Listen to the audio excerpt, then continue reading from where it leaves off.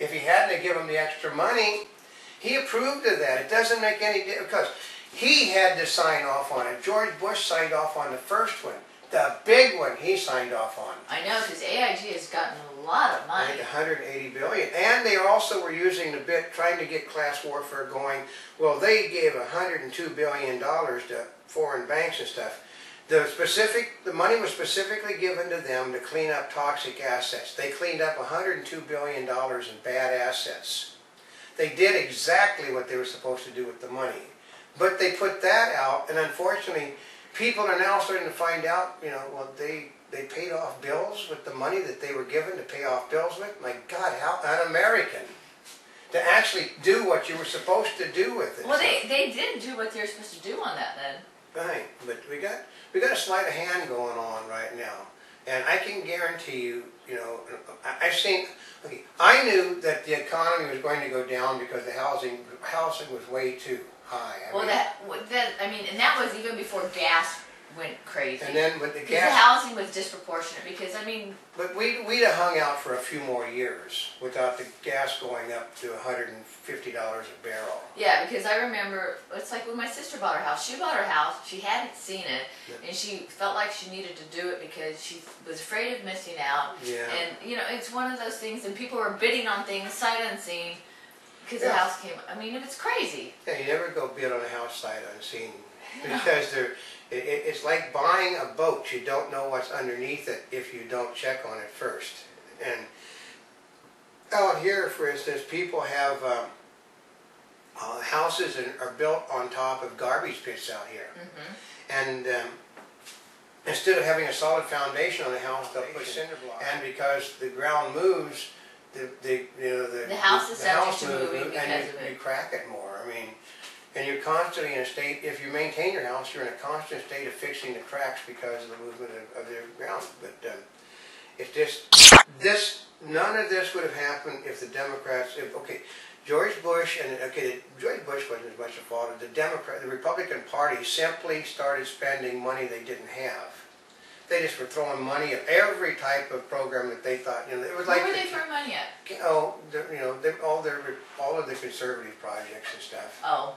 The Republican port projects. The Republican port projects, and the people who got angry. Their constituency set on their, instead of nominating somebody to run against the person that they wanted, they simply didn't vote for the person that was there. Because actually, I can tell you this, years ago, I actually talked to one of the people on the air, he got somewhat angry at me. I told him, you know, the people actually don't have any choice in the democratic process because unless you start a write-in campaign or petition, you can't nominate anybody you like because of party rules. You only can nominate the people the party approves of. And he told me, you know, he sat there with the pious newsman that he was, gave me a lecture on the air, and then the next day he made a public apology. I found out that the public can't actually nominate anybody to run for public office. That it's decided to buy the political party which candidates run for office. Yep.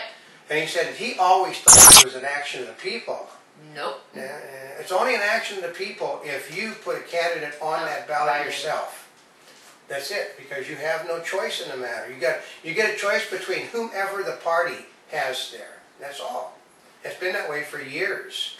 So, but Republicans this last time around, they didn't like John McCain, they didn't like Huckabee, and didn't like Romney, and Giuliani was too moderate, so they didn't like him either. And Giuliani probably would have been elected. Yeah, because he actually had run something. Yeah. He was a lawyer, so he knew the laws. He was also a big city mayor with a budget the size of everybody in the United States except 2 states. Well, and he was there during 9/11. Yeah, so he did things, but they wouldn't allow somebody to be nominated that didn't go along with the party mandate, which is you must have the 10 Commandments tattooed on your rear end. You know, you must. It's not a serious thing; it's a joke. Okay. Wait. What? Wait, you'll see people with barcodes that have the 10 Commandments on them if the Republicans get their way. What? Are you serious? That's right. Haven't you seen the future where they have the barcode stamped? You know, they raise their hair up and there's a barcode. That's like your social security number, isn't it? That's right. They'll have part of it will be, you know, the 10 Commandments, so that you'll always. Their sanctimony, Republican right is they're very sanctimonious and pious, and they break every commandment under the law, and they can do it because God will always forgive me what I've done. So. It's why the preachers. But this is it's just, but when it's sleight of hand, it really doesn't make any difference who you have in office. They're both going to try to clip you. It doesn't make any difference. Right now, I mean. But it's more a matter of, is it going to be more of a Democratic agenda or Republican agenda? Yeah. They never say the people's agenda. Will it be the left or the right? Although Will it be Obama the Democratic? kept saying it was for the people. No, he basically, if you'll look, Obama is the first president since Grover Cleveland to not go to the Gridiron Press Dinner in Washington, D.C. What's that? But it's basically a thing where the press gets together and everybody has fun with one another. You know, the president and elected officials go up and they do dumb things and they have a good time. Obama has chose not to do it as they said, well, he's going to go on vacation with his daughter. They said, well, no, it's because it's old and white. That's why they said he's not going to be there. Mr. Obama's idea of the people are the people that voted for him, not for the people that voted against him. And more than that, 2/3 of the people in this nation that are registered to vote did not vote for him. But part of it is by not going to those things, don't you miss out on the opportunities He pissed off the press. Yeah. They are now all over him like they weren't before. He took his base and he made them angry. That presidents go to these. Even Richard Nixon went. And they were sitting there, but Richard Nixon basically, he just simply did it, he went up from his laughing, suck to me. And then they, But even if it tends to be old and white, the press by nature tends to be old and white. No, but a lot of it's they're on the Democratic side. They're almost all, but you have to go to things. Old and white and Democrat. I mean, if you don't personally go, Bush after a few years, not Bush, but Nixon started sending other people after, he got chewed up, so he sent other people. But a first-time president always goes because it's like a fraternity initiation. Yeah, and Obama, as a United States Senator, he's went there and sang and danced. He has? Yep, but he won't do it as president because as one of the unofficial, off the record, they're old and white. Yeah, and he's not going to get up and tap dance for a bunch of white people. Well, part of it is like, I remember watching when they were running for campaigns, like McCain would go up on Saturday Night Live and have fun and poke fun. Oh yeah, well he's going on Jay Leno, and Jay Leno is basically... Oh, he is, isn't he? He's going to go on Leno because he's in trouble. He's going to be like Arsenio Hall and Bill Clinton with the saxophone. He's going to go on and try to sway the public over to his side by showing, I do think good, but he basically, if he's doing like this the entire time, he's reading a teleprompter again.